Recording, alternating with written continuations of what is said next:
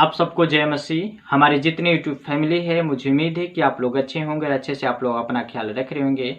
आज एक बार फिर नए कहानी नए वचन के साथ आप लोगों के सामने हाजिर हैं। आज का वचन यूहन्ना रचित सुसमाचार उसका 5 अध्याय 1 आयत से लिया गया है। वचन का हेडिंग है 38 वर्ष के एक रोगी को चंगा करना।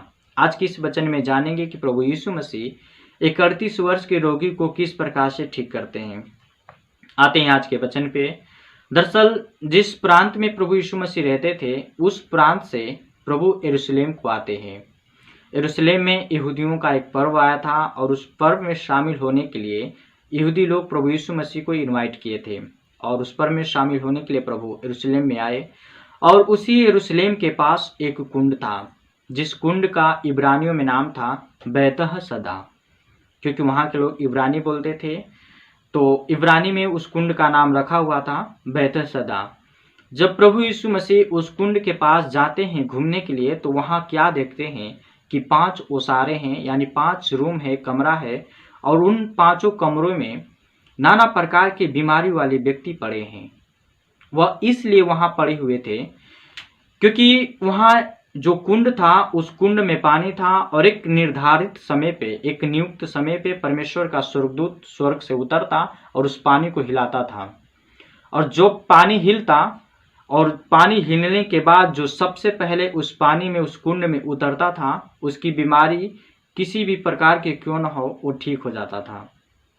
इसी के आस में, इसी के आसरा में लोग वहाँ बैठे हुए थे कि परमेश्वर का स्वर्गदूत उतरेगा और पानी, जो पानी है उसको हिलाएगा और हम लोग उसमें उतरेंगे तो हम लोग का बीमारी खत्म हो जाएगा। और ये सच है कि जब पानी हिलता था तो जो सबसे पहले उसमें उतरता उसकी बीमारी खत्म हो जाती थी।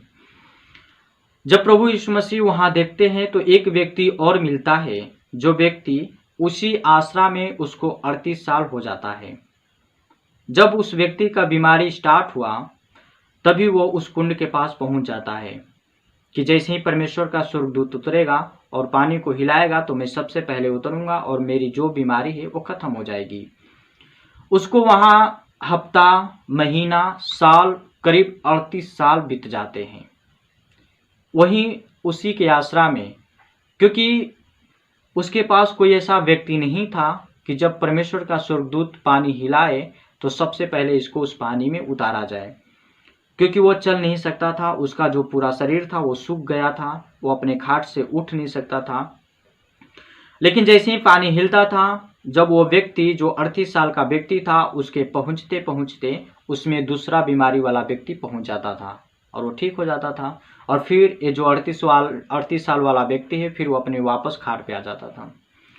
ऐसे ही उसको 38 साल बीत गया। जब प्रभु यीशु मसीह उससे पूछते हैं कि अभी तक तुम ठीक क्यों नहीं हुए, वो बताता है कि प्रभु, मेरे पास ऐसा कोई व्यक्ति नहीं है कि जब पानी हिलाया जाए तो मुझको उसमें पहुंचाए, क्योंकि मेरे पहुंचते पहुंचते वहाँ दूसरा लोग पहुंच जाते हैं और उनकी बीमारी ठीक हो जाती है और फिर मैं वापस आ जाता हूँ।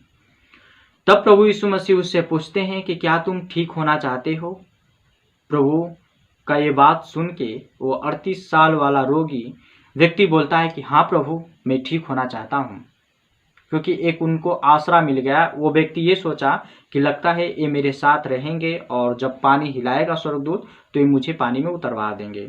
लेकिन उसको नहीं पता था कि मैं इसी वक्त, इसी घड़ी चंगा हो जाऊंगा। जब वो व्यक्ति बोलता है कि हाँ प्रभु, मैं चंगा होना चाहता हूँ, तब प्रभु यीशु मसीह उस व्यक्ति से बोलते हैं कि उठ और अपनी खाट उठा और चल फिर। जब ये व्यक्ति इतना सुनता है तो उठता है प्रभु का आवाज़ सुन के, और सच में वो उठ के अपनी खाट उठाता है और चलने फिरने लगता है। ये देख के परमेश्वर की बात, ये देख के परमेश्वर की महिमा उस प्रभु यीशु मसीह की बड़ाई करने लगता है। और वो बिल्कुल जो 38 साल से उस आसरा में पड़ा था कि पानी हिलेगा तो हम ठीक हो जाएंगे, लेकिन वो व्यक्ति सबसे पहले पहुंच नहीं पाता था। उसके पहुंचने से कोई दूसरा रोगी वहां पहुंच जाता था। तो अब यही सोच रहा था वो कि अब हम उस पानी में ना पहुंच पाएंगे, ना ठीक होंगे, अब हम यहीं पड़े पड़े मर जाएंगे। लेकिन प्रभु यीशु मसीह वहां गए और उस व्यक्ति को, उस 38 साल से जो रोगी में पड़ा हुआ था, उसको चंगा किए। तो ये रहा आज का वचन। मुझे उम्मीद है कि ये वचन आप लोग को बहुत पसंद है। हम दुआ करेंगे प्रभु यीशु मसीह से कि आप लोग जहाँ कहीं भी रहें भले चंगे रहें, स्वस्थ रहें।